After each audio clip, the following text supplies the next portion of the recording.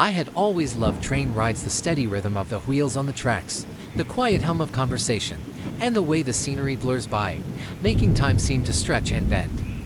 So when I found myself needing to travel across the country, I opted for a late-night train instead of a flight. There was something romantic about the idea of traveling through the night, watching the world outside disappear into darkness. I boarded the train at 11:45 p.m., with only a few other passengers scattered throughout the car. Most of them were already dozing off, their heads leaning against the windows or resting on bundled-up jackets. I found my seat near the back of the car, tucked away in a quiet corner. The air was cool, and the dim lighting made it feel like the train was a world of its own, separated from everything else. As the train began to move, I settled in and tried to relax. The lights outside the station grew fainter, and soon we were enveloped by darkness, with only the occasional flicker of a distant street lamp or the glow of a passing town breaking through. I put on my headphones, listening to soft music, and watched the shadows dance along the walls of the car. It wasn't long before I started to feel uneasy. It was subtle at first, a strange sensation of being watched. I glanced around, but no one seemed to be paying any attention to me. Most of the passengers were still asleep, and those who were awake were absorbed in their own worlds. I brushed it off as paranoia and tried to focus on my music, but the feeling persisted. Every now and then, I caught movement out of the corner of my eye. A shadow darting between the seats, something just beyond my line of sight. I turned quickly each time, but there was nothing there, just empty seats and dim lighting. I told myself it was just the rocking of the train, the shifting shadows playing tricks on me. Then, I noticed something stranger. One of the passengers, a man sitting a few rows ahead of me, hadn't moved at all. His head was tilted back against the seat, eyes closed, but something about his posture seemed wrong. Too stiff, too rigid, as if he were frozen in place. I stared at him for a few moments, trying to convince myself that he was just a heavy sleeper. But the longer I looked, the more uneasy I felt. I decided to get up and stretch my legs, hoping it would shake off the creeping dread. I walked down the narrow aisle, past rows of slumbering passengers, and into the next car. This car was emptier, only a few people scattered throughout. I kept walking, glancing out the windows as I passed. The world outside was a blur of black, the train moving too fast for anything to come into focus. As I reached the end of the car, I saw its movement in the reflection of the window. A shadowy figure standing right behind me. My heart leapt into my throat, and I spun around, expecting to come face to face with someone. But the aisle was empty. No one was there. I stood frozen for a moment, my breath catching in my chest. I tried to rationalize it. Maybe it was just another passenger, someone who had passed by without me noticing. But deep down, I knew that wasn't it. The figure in the reflection had been too close, too real. I hurried back to my seat, my nerves on edge. I kept my eyes forward, refusing to glance out the windows again. The train seemed colder now, the hum of the wheels louder, more oppressive. I sank into my seat, pulling my jacket tighter around me. The rest of the journey felt like a blur. I stayed alert, every noise and flicker of movement making my heart race, but nothing else happened. The figure didn't return, and the strange feeling of being watched gradually faded as the hours passed. When the train finally pulled into the station at dawn, I was the first to get off, practically running down the platform and into the safety of the bustling station. Looking back, I still can't explain what I saw that night. Maybe it was just my mind playing tricks on me, the late hour and the eerie atmosphere of the train amplifying my fears. Or maybe there was something else on that train, something that didn't belong.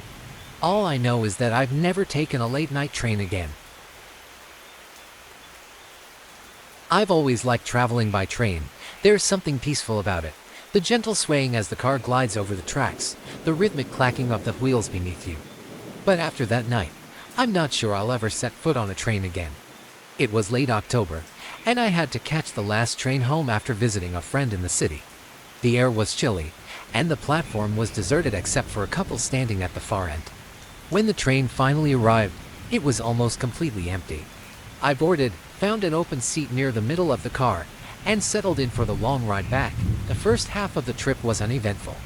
I stared out the window, watching the darkness swallow up the landscape as we sped through the countryside. Occasionally, I'd see the distant lights of a farmhouse or a passing car, but mostly, it was just miles and miles of empty fields and shadowy trees.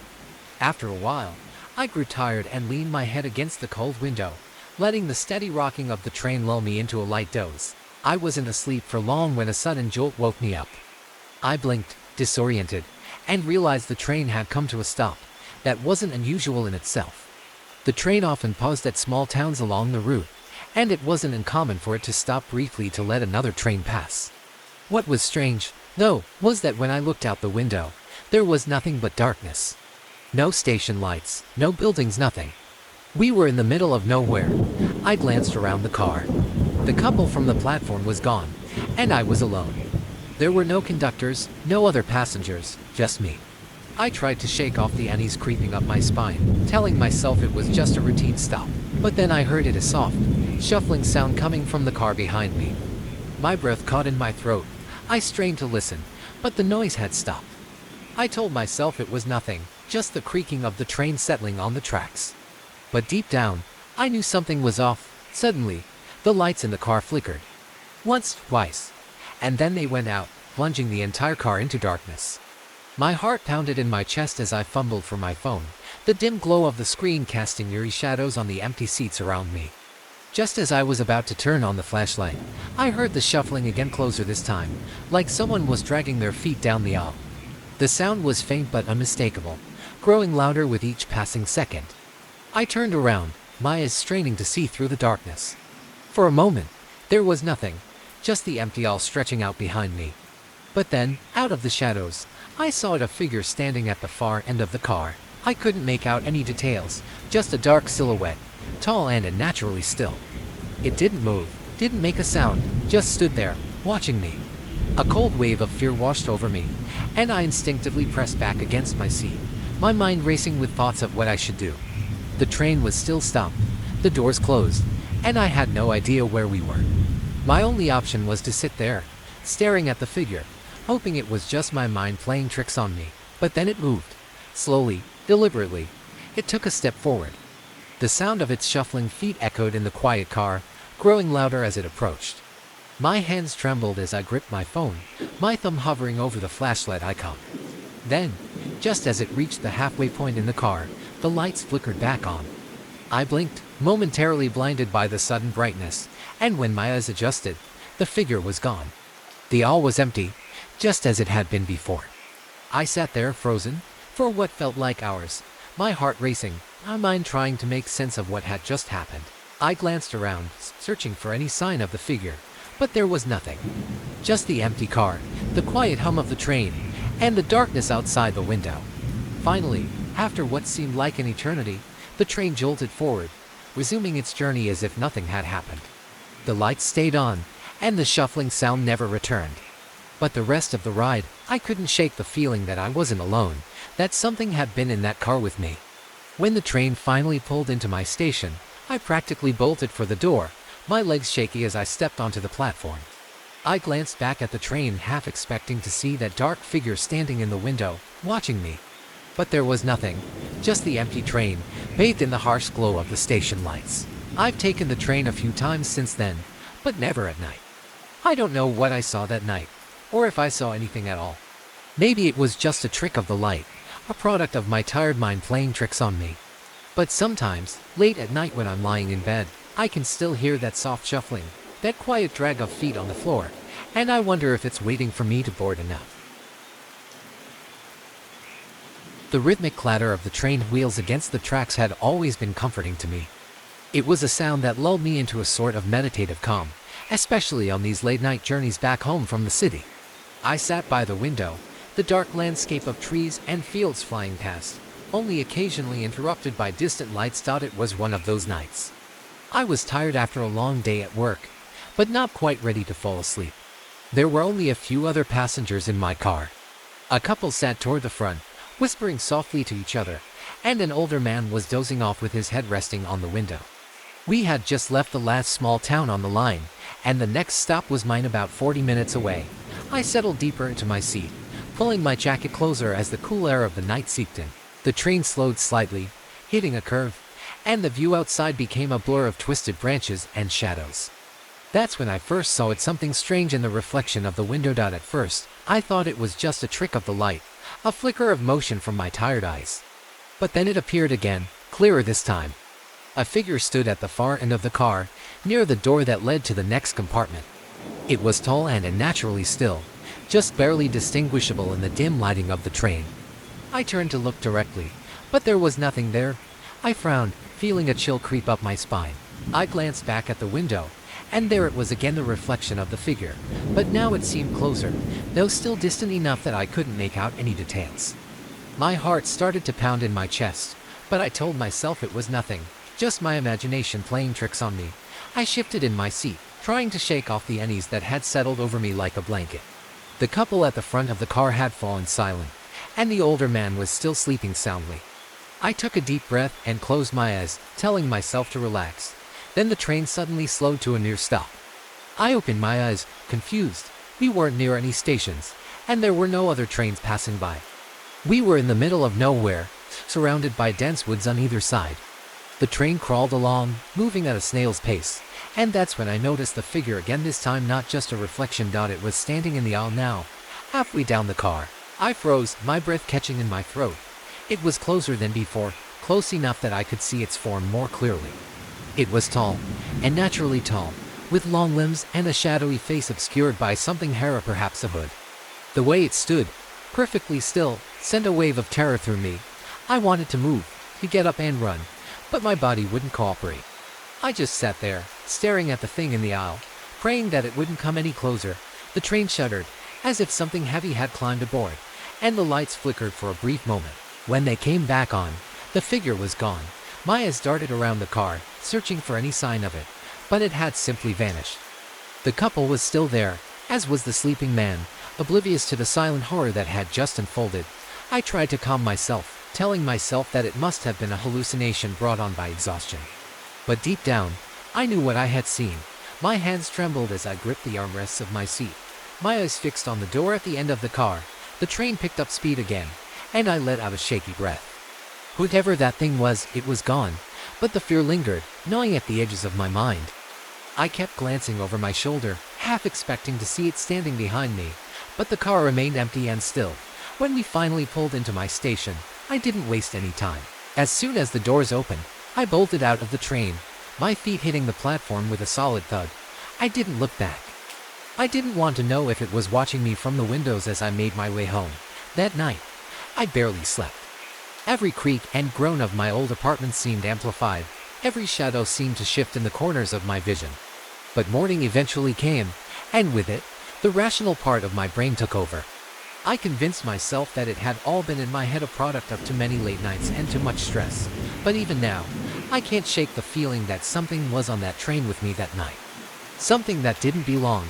And every time I hear the distant sound of a train whistle in the night, I wonder if it's still out there, riding the rails, waiting for its next passenger. It was late, much later than I usually travel, but I had no choice. The train station was nearly deserted, save for a few travelers and the ticket agent behind the glass. The last train of the night was scheduled to depart in 5 minutes, and I hurried onto the platform, clutching my ticket. The station had a chill that didn't seem to match the mild weather outside, and I felt an unease settle in the pit of my stomach. The train pulled up with a screech, its lights dimmer than usual, flickering as if they were fighting to stay on. I shook off my discomfort, chalking it up to exhaustion, and boarded. The car was mostly empty, save for a handful of passengers scattered throughout. I found a seat near the back and settled in, pulling out my phone to pass the time. As the train jerked forward, I noticed something odd.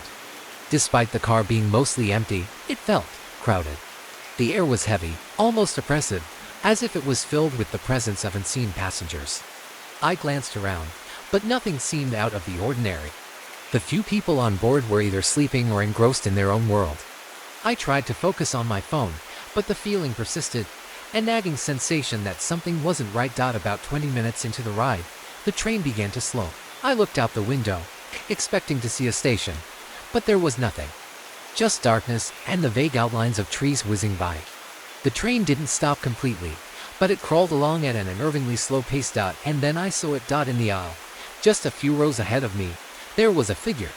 At first, I thought it was just another passenger standing up, but something about them was off. They were tall, and naturally tall, and draped in what looked like a long, tattered coat. The figure's head was tilted slightly downward, and I couldn't make out any facial features in the dim light. I blinked, thinking I was seeing things, but the figure didn't disappear. It just stood there and moving. None of the other passengers seemed to notice. The older man across the aisle from me continued to snore softly, and the young woman a few seats ahead remained focused on her book. I swallowed hard, my throat suddenly dry. The figure began to move, slowly gliding down the aisle toward the back of the car where I was sitting. There was no sound, no footsteps, no rustling of fabric. Just a silent, eerie movement. I forced myself to look away, telling myself it was nothing, just a trick of the light or my tired mind playing tricks on me. But when I glanced back, the figure was closer. Too close. It was only a few rows away now, and I still couldn't make out any details of its face. My heart pounded in my chest, and I gripped the edge of my seat, trying to remain calm. Suddenly, the train lurched forward, picking up speed again. The figure didn't move. It just stood there, as if waiting for something or someone. I couldn't tear my eyes away from it, a mix of terror and curiosity holding me captive. And then, without warning, the figure vanished. One moment it was there, the next it was gone. I blinked rapidly, my mind struggling to comprehend what I had just seen. I looked around, but there was no sign of the figure anywhere. The passengers were still oblivious, lost in their own world. I let out a shaky breath, my body trembling. Maybe it was just a hallucination, brought on by exhaustion. Or maybe it was something else, something I couldn't explain. The rest of the ride was uneventful. The train pulled into my station on time, and I quickly gathered my things and disembarked. As I stepped onto the platform, I couldn't shake the feeling that I was being watched. I glanced back at the train, half expecting to see the figure standing in the window, but there was nothing. Just the empty car, lit by the same flickering lights. I walked quickly through the station and out into the night, eager to put as much distance between myself and that train as possible. But the unease lingered, a persistent whisper in the back of my mind. Even now, weeks later, I can't explain what I saw. I've taken the train many times since, but I've never experienced anything like that night again. Still, every time I board, I can't help but glance down the aisle, half expecting to see that tall, shadowy figure standing there, waiting. I don't know what it was, or why it appeared, but one thing is certain, some encounters leave a mark that time can't erase, and some things are better left unseen. The night train always had a strange feel to it. I'd taken it many times before, but this particular ride felt different. The hum of the engine, the rhythmic clatter of the wheels on the track, the dim lighting casting long shadows down the empty aisle, it all seemed more ominous than usual. There were only a few passengers in the car with me. An older woman sitting 2 rows up, a man buried in his book across the aisle, and a young couple quietly chatting in the back. It was peaceful enough, but I couldn't shake the feeling that something wasn't right. Maybe it was the weather. Storm clouds loomed overhead, and the occasional flash of lightning illuminated the sky. Or maybe it was just my own fatigue after a long day of work. We were an hour into the ride, halfway between cities, when the train suddenly lurched. The lights flickered, and for a moment, everything went dark. When they came back on, the train had slowed to a near stop. I glanced out the window and saw nothing but trees and the distant outline of hills. No station, no houses, just darkness and wilderness. That's when I noticed something strange. There was another figure in the aisle now, standing about halfway down the car. My heart skipped a beat as I stared at it. It wasn't any of the passengers I'd seen earlier. This figure was tall and draped in something dark, its face obscured. It stood perfectly still, facing the front of the train, as if waiting for something or someone. I blinked hard, thinking it must be a trick of the light, a shadow cast by the overhead lamps. But when I opened my eyes, the figure was still there, and moving, and blinking. I glanced around at the other passengers, but no one else seemed to notice. The older woman was asleep, the man still buried in his book, and the couple whispering to each other. It was as if I was the only one who could see it. I felt a cold sweat break out on the back of my neck. My instinct screamed at me to get up, to move, but I was frozen in place, unable to tear my eyes away from the figure. It didn't move, but I could feel it watching me, even without seeing its face. There was something deeply wrong about it, something that made every hair on my body stand on end. Suddenly, the train jerked forward, picking up speed again. The figure remained where it was for a few more moments, then slowly turned and walked toward the back of the train, disappearing through the door to the next car. As soon as it was gone, I could breathe again, but the unease lingered. What had I just seen? I couldn't stay seated any longer. I got up and walked toward the back of the car, my heart pounding in my chest. The door to the next car slid open with a hiss, and I stepped through, half expecting to see the figure waiting for me on the other side. But the car was empty. No sign of the tall, dark figure, just rows of empty seats and the hum of the train beneath my feet. I stood there for a moment, trying to make sense of what I'd seen. Maybe it was just my imagination, a trick of the light and my tired mind. But as I turned to head back to my seat, I noticed something that made my blood run cold. In the dust on the floor near the door, there were footprints. They were large and smeared, as if someone had been dragging their feet. But they didn't lead to the next car or back to where I'd been sitting. Instead, they seemed to just disappear, fading into nothing after a few steps. I hurried back to my seat, trying to shake off the fear that had taken hold of me. The rest of the ride passed in a blur. The strange figure never appeared again, and the train eventually pulled into the station as if nothing had happened. I got off as quickly as I could, the other passengers oblivious to the eerie encounter I just had. Even now, I can't explain what I saw that night. I've taken the night train a few times since, but I've never seen the figure again. Still, every time I step onto that train, I can't help but feel a chill in the air, a sense that something is watching, waiting in the shadows. And whenever the train slows in the middle of nowhere, I find myself holding my breath, half expecting to see that dark figure standing in the aisle once more. What I experienced that night may never make sense. But one thing is certain, some places, like that train, carry secrets we're better off not knowing. And some shadows are more than just tricks of the light. I had never been one for late-night train rides, but tonight I had no choice. Work had kept me late, and the last train of the night was my only way home. The platform was eerily quiet, with just a few people scattered around, their faces obscured by the dim, flickering lights. I tried to shake off the sense of unease creeping up my spine. It was just another late night, nothing more. When the train pulled up, it looked older than usual, as if it had been plucked out of a different era. The paint was chipped, and the windows were slightly fogged. I stepped inside, and the door closed behind me with a heavy thud. The car was nearly empty, except for a couple of passengers who seemed lost in their own thoughts. I found a seat by the window and tried to settle in, but the atmosphere wasn't settling. The lights inside the train flickered occasionally, casting strange shadows that danced along the walls. I glanced around the car, but nothing seemed out of place, yet the feeling of being watched gnawed at me. As the train began to move, I noticed something strange. The city lights that usually whizzed by outside were gone. Instead, there was only darkness, thick and impenetrable.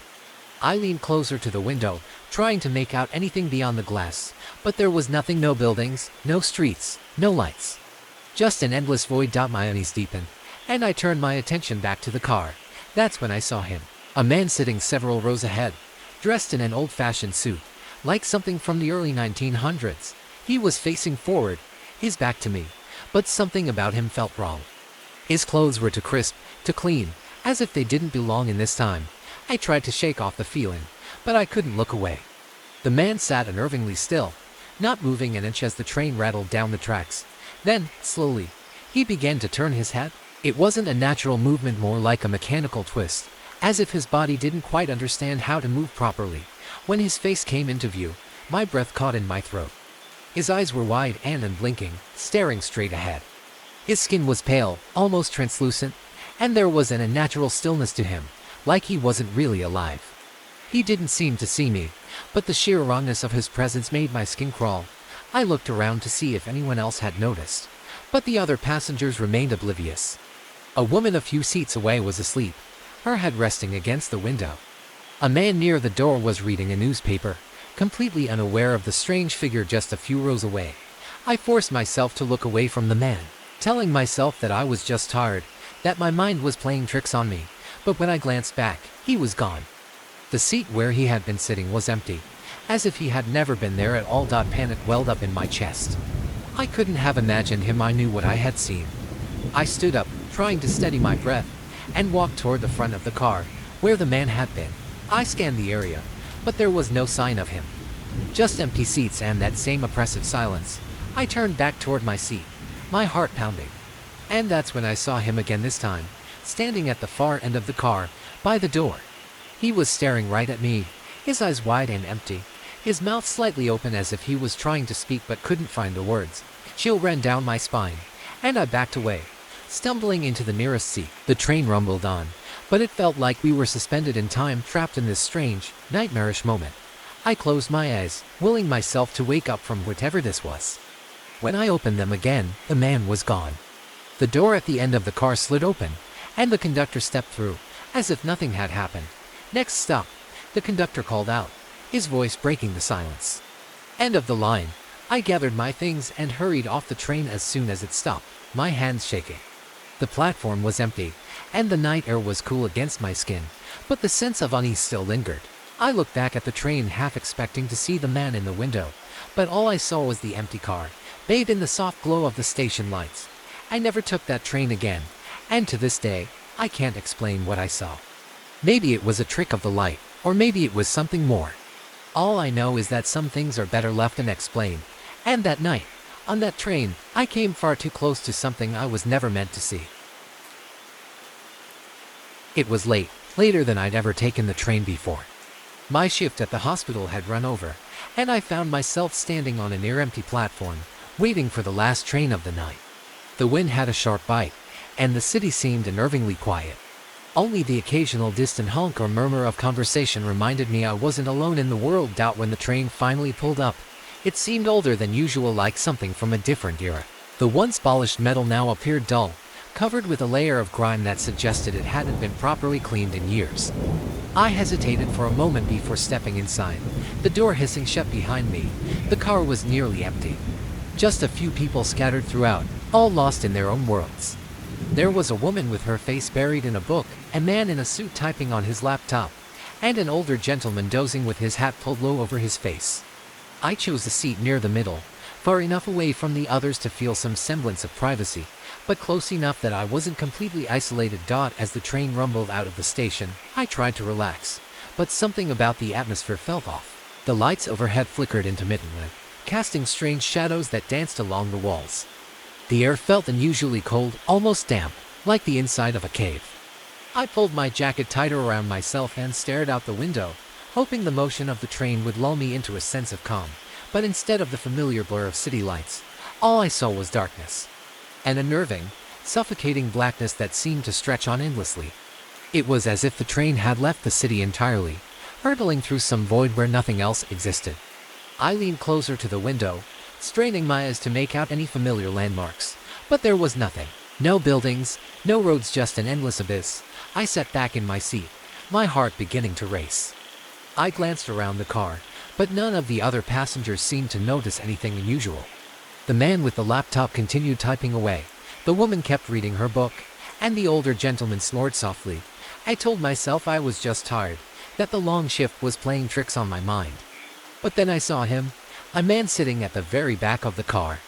He hadn't been there when I boarded, I was sure of it. His clothes were strange, an old-fashioned suit, like something out of the 1920s. His face was obscured by shadow, but I could feel his gaze on me, heavy and unsettling. I turned away, trying to ignore the growing sense of dread gnawing at my stomach, but I couldn't shake the feeling that something was very wrong. The train was moving faster now, the lights flickering more frequently. I glanced back toward the man, but he was gone. Panic surged through me. I scanned the car, my eyes darting from one end to the other, but there was no sign of him. The other passengers remained oblivious, their expressions unchanged, as if they were completely unaware of what was happening. I stood up, my legs shaking, and made my way toward the front of the car. Maybe the conductor could explain what was going on. But as I reached the door that led to the next car, it wouldn't budge. I pulled harder, but it was stuck, as if welded shut. A cold sweat broke out on my forehead, and I turned back toward my seat only to see the man in the old-fashioned suit standing in the middle of the aisle, his pale face now fully visible in the flickering light. His eyes were hollow, dark pits that seemed to suck in all the light around them, and his mouth was twisted into a grim, unnatural smile. I froze, my breath catching in my throat. He took a step toward me, his movements slow and deliberate, like he had all the time in the world. I backed away, my hands fumbling for something, anything to defend myself with. But there was nothing. Just empty seats and that oppressive silence. The train's speed increased, the lights flickering faster now, casting the man's face in brief, strobe-like flashes. I closed my eyes, willing myself to wake up from whatever nightmare this was. When I opened them again, he was gone. The train slowed, the lights returning to their normal, steady glow. I looked around, expecting the other passengers to show some sign of having noticed what just happened, but they remained unchanged, as if nothing had occurred at all. The train came to a stop, the doors sliding open with a soft hiss. I practically ran out onto the platform, my heart pounding in my chest. The cold night air hit me like a wave, but I didn't care. I was just glad to be off that train. As I made my way toward the exit, I glanced back at the train, half expecting to see the man's face staring back at me from one of the windows. But the car was empty, just as it had been when I boarded. I never took the midnight train again. And to this day, I can't shake the feeling that someone was watching me that night. I've always been a night owl, so when my job required me to take the last train home, I didn't think much of it. The midnight train wasn't ideal, but it was usually quiet, nearly empty, and allowed me some solitude after a long day. The occasional rumble of the tracks had become comforting, almost like white noise that soothed my frayed nerves. But one night, that changed. It was a late Friday evening, around 11:45 p.m., when I boarded the train at the downtown station. The platform was deserted, the echoes of my footsteps the only sound as I approached the train doors. When they hissed open, I stepped inside and found the car nearly empty, just as expected. There were a few people scattered about, a man in a rumpled suit who looked half asleep, a woman with headphones in, lost in her music, and a teenage boy with his nose buried in his phone. I picked a seat near the back, far enough away from the others to enjoy the quiet but not too isolated. The train lurched forward with a metallic groan, and I settled in, watching the city lights blur past through the window. About 10 minutes into the ride, I noticed something odd. The usual sound of the train steady, rhythmic seemed different. It wasn't just the usual clattering of wheels on tracks. There was an intermittent thumping sound, like someone was pounding on the walls of the car. I glanced around, but no one else seemed to notice. The man in the suit was now slumped over, possibly asleep, and the others were absorbed in their own worlds. I told myself it was nothing, just the old train making weird noises, nothing unusual. But the sound persisted, growing louder, closer. I shifted in my seat, trying to ignore the unease creeping up my spine. I kept my eyes on the window, hoping the passing scenery would distract me. Then, the lights flickered. Just once, a brief flicker, but it was enough to make my heart skip a beat. I looked around again, and that's when I saw it. At the far end of the car, where the doors to the next carriage should have been, there was something wrong. The glass windows were fogged up from the inside, as if someone had been breathing heavily against them. But I hadn't seen anyone enter or exit. The pounding noise returned, louder this time, and more rhythmic. It wasn't coming from outside the train, as I'd initially thought it was coming from the fogged-up door. My throat went dry as I watched, frozen in place. The man in the suit shifted slightly, mumbling in his sleep, but no one else reacted. I stared at the door, half expecting someone to emerge from the fog, but no one did. Instead, the pounding grew more frantic, almost desperate. The lights flickered again, longer this time, plunging the car into near darkness before sputtering back to life. When they did, the fog on the door was gone, and so was the noise. I breathed a sigh of relief, convincing myself that I had imagined it all until the lights flickered once more. This time, when they came back on, I wasn't alone at the back of the car anymore. A figure stood at the far end, just a few rows away. Tall, gaunt, with a face obscured in shadow. My breath caught in my throat as the figure slowly moved toward me, each step deliberate and slow. I couldn't see its face, but I could feel its gaze, cold and unnerving. I tried to move, to get up and rush toward the front of the train, but my body refused to obey. My legs felt like lead, my hands clammy as they gripped the edge of my seat. The figure drew closer, and I could make out more details. Its clothes were old, tattered, like they belonged to someone from a different time. The pounding noise returned, louder and more insistent, as if something was trying to break free from within the train itself. The lights flickered again, and in that brief moment of darkness, I felt a cold breath on the back of my neck. When the lights came back on, the figure was gone. I scrambled out of my seat, my heart racing, and made my way toward the front of the car. I didn't care about the other passengers, I just needed to get away from whatever that was. I reached the doors to the next carriage and yanked them open, stumbling into the next car. This one was completely empty. No passengers, no noise, just silence. I collapsed into a seat, my body shaking with adrenaline. The train continued its journey, the familiar clattering of the tracks returning, but I couldn't shake the feeling that I was still being watched. When I finally reached my stop, I practically ran off the train, breathing in the cool night air as if I had just surfaced from underwater. I glanced back at the train as it pulled away, half expecting to see that figure staring at me from one of the windows. But all I saw was the empty car, disappearing into the night. Since that night, I've never taken the midnight train again. I don't know what I saw or if it was even real, but I do know one thing: something was on that train with me, something that didn't belong in this W. It was late, well past midnight, when I boarded the train heading home. I had just finished a double shift, and my brain felt like it had been run out. The station was nearly deserted, with only the hum of distant machinery and the occasional scuffle of a stray piece of trash being tossed by the wind. I glanced around, half expecting someone to join me on the platform, but it was empty. The kind of empty that felt wrong, like the world had momentarily forgotten you existed. When the train arrived, the doors slid open with a hiss, and I stepped inside. The car was dimly lit, with that cold, fluorescent light that makes everything look washed out and eerie. I scanned the car, noticing a few passengers scattered about. A man in a black trench coat sat near the front, his face obscured by the brim of his hat. A couple of rows back, a woman stared out the window, lost in thought. I took a seat near the middle, close to the doors. Something about sitting too far back or too far forward in an empty train car always made me uneasy. The train lurched forward, and I settled in, hoping to catch a few minutes of sleep before my stop. The steady rhythm of the wheels on the tracks usually lulled me into a half-dream state, but tonight, something felt off. It was as if the train was moving slower than usual, as if it was struggling to cut through the heavy night. I closed my eyes, trying to shake off the strange feeling that had settled in my chest. But then, I heard it, soft at first, barely noticeable over the clattering of the train. A tapping sound, rhythmic and persistent, coming from somewhere behind me. I turned around, expecting to see another passenger tapping their foot or maybe a stray branch scraping against the window. But there was nothing, just the empty seats behind me, bathed in that unsettling light. I faced forward again, trying to convince myself that I was just tired, that my mind was playing tricks on me. The tapping continued, growing louder, more insistent. It sounded closer now, like it was coming from the seat right behind mine.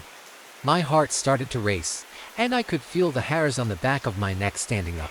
I didn't want to turn around again, but curiosity or maybe fear got the better of me. Slowly, I turned my head, just enough to glance over my shoulder. No one was there. The seat behind me was empty, but the tapping persisted, now coming from directly above me. I looked up, my breath catching in my throat. The overhead luggage rack was empty too. Nothing there that could be making the noise. I was about to stand up, to move to another car, when the lights flickered. They didn't just flicker, though they dimmed, then brightened, then dimmed again, as if the train itself was struggling to stay awake. In the brief moments of darkness, I thought I saw movement at the far end of the car, something shifting in the shadows. When the lights finally stabilized, I saw it. At the very end of the car, standing in the aisle, was a figure. Tall, gaunt, with long, lank hair hanging in front of its face. Its clothes were tattered, filthy, like it had been wandering for days. And it was staring directly at me, though I couldn't see its eyes through the curtain of hair. I froze. Every instinct screamed at me to run, to get out of that car, but my body refused to move. The figure took a step forward, then another. The tapping sound followed its movements, growing louder with each step. I gripped the edge of my seat, willing myself to move, to do something, anything, but I couldn't. Just as the figure reached the middle of the car, the train screeched to a halt. The sudden jolt broke whatever trance I had been under, and I bolted out of my seat, rushing toward the door. The train had stopped at a station, though I didn't recognize it. I didn't care. I just needed to get off that train.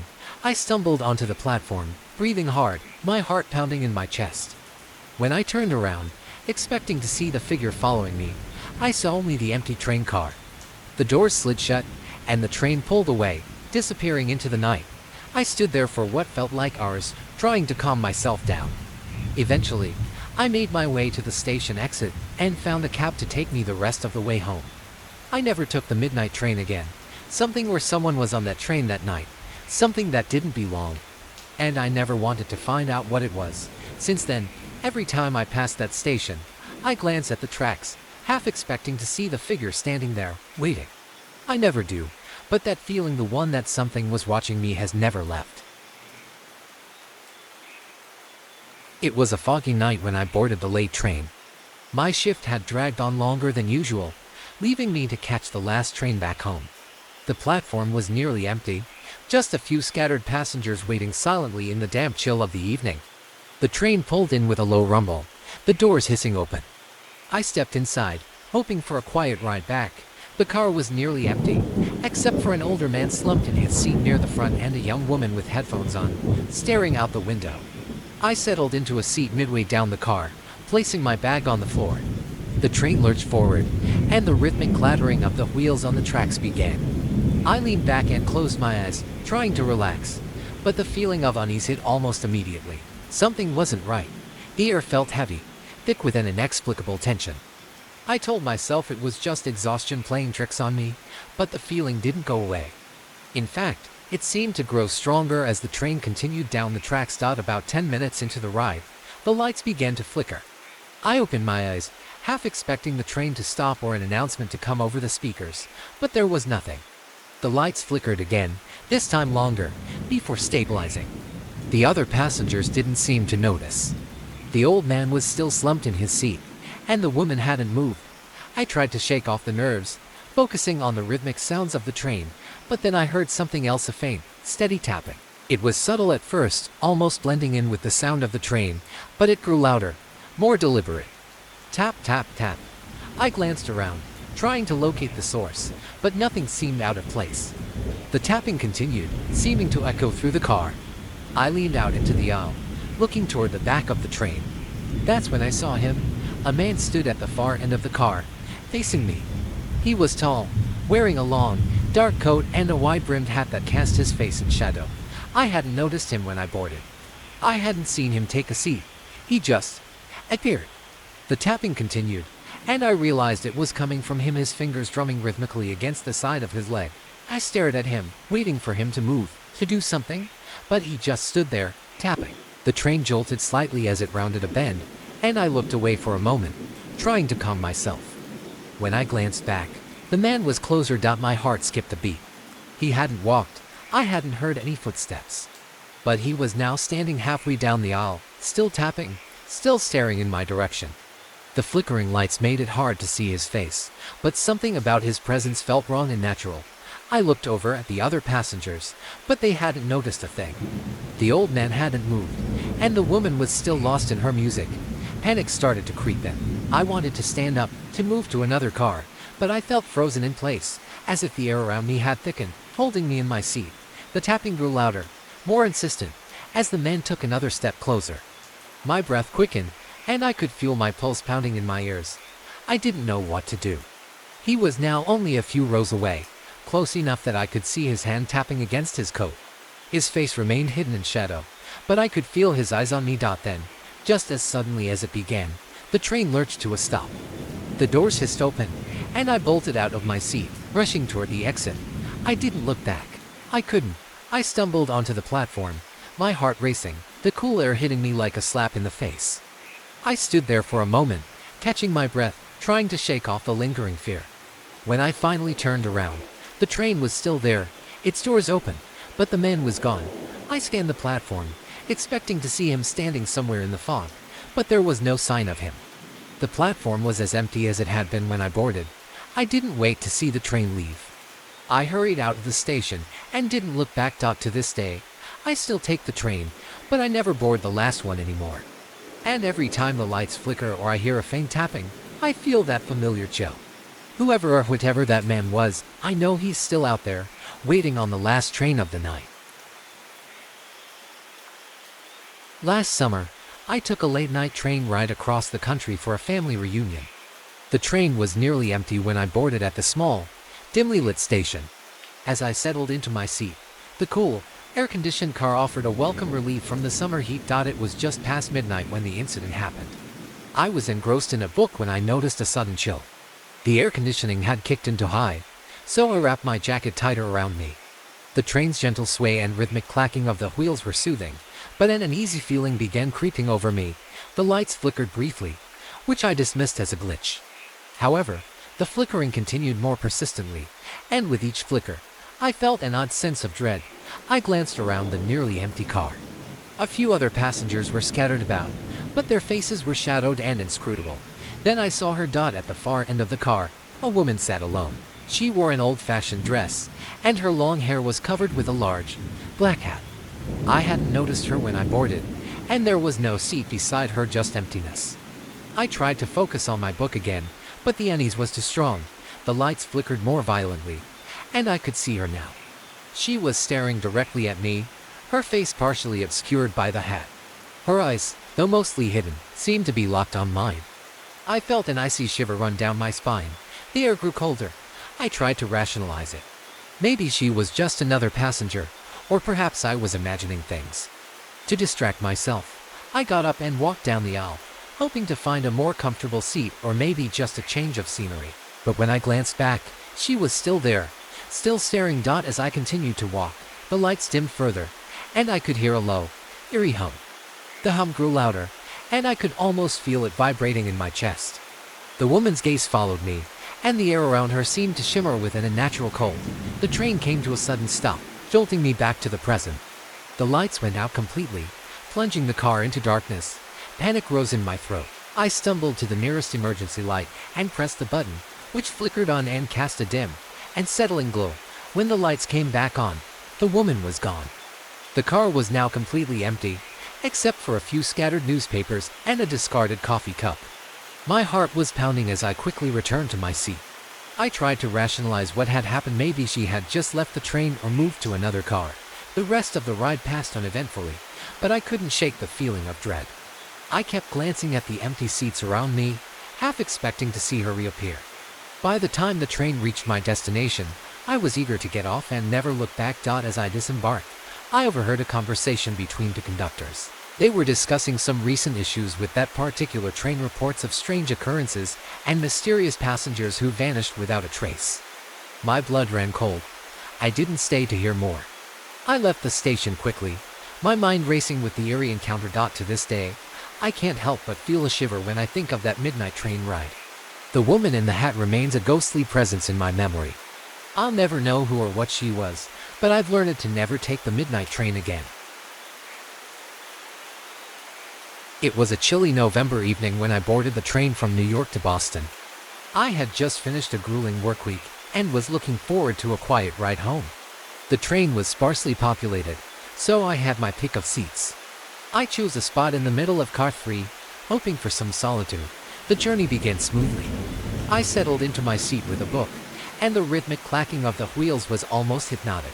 The train's gentle sway was soothing, and I soon lost myself in the pages. An hour into the trip, the train stopped at a small, dimly lit station. I barely noticed it, but I did glance up to see a few new passengers boarding. One of them caught my eye, a man in a dark trench coat with a wide-brimmed hat. He carried a large, leather briefcase and had a slightly disheveled appearance. He sat 2 rows ahead of me but faced away, making it hard to see his face. The lights flickered briefly, and the temperature seemed to drop. I shivered and thought it was just the air conditioning acting up. I went back to my book, but my eyes kept drifting back to the man. His presence unsettled me. There was something unnerving about the way he just sat there, perfectly still. The train continued its journey, and I tried to ignore the growing sense of discomfort. However, every time I looked up, the man was still there and moving.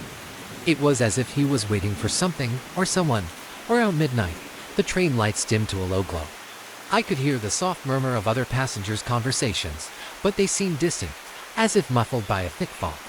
The man in the trench coat remained still, his hat casting a shadow over his face. Suddenly, the train jolted violently. I nearly dropped my book as the lights flickered more intensely. The briefcase in front of the man fell to the floor with a loud thud. I could see his hand reaching down to pick it up, but it was his face that truly terrified me. For just a moment, as he looked up, I saw his eyes cold, hollow, and empty. My heart raced. I tried to convince myself that it was just a trick of the light or my imagination. I glanced around at the other passengers. They seemed oblivious to my growing fear, engaged in their own conversations or lost in their own worlds. The train lurched again, and this time, the lights went out completely. The car was plunged into darkness. The only sounds were the distant hum of the train and the soft rustling of fabric. I could hear the man's footsteps approaching, growing louder with each step. Panic set in. I fumbled for my phone to use as a flashlight.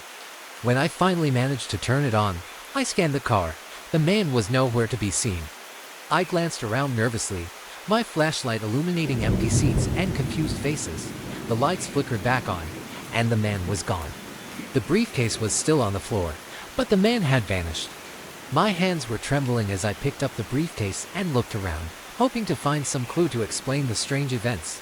I approached the conductor, who was making his rounds. I described the man and the odd occurrences, but he simply looked puzzled and reassured me that everything was fine. He said he hadn't seen anyone matching that description, and that the train was running normally. By the time we arrived at Boston, I was eager to get off. I left the train with a sense of relief, but the encounter haunted me. I never saw the man again, nor did I ever find out who he was or what he wanted. The briefcase remained a mystery, but I had to leave it behind. To this day, I can't help but feel a shiver when I think back on that night. The man in the trench coat, the eerie lights, and the feeling of being watched, these memories linger with me. I survived the encounter, but I'll never forget the sense of dread that settled over Car 3 that night.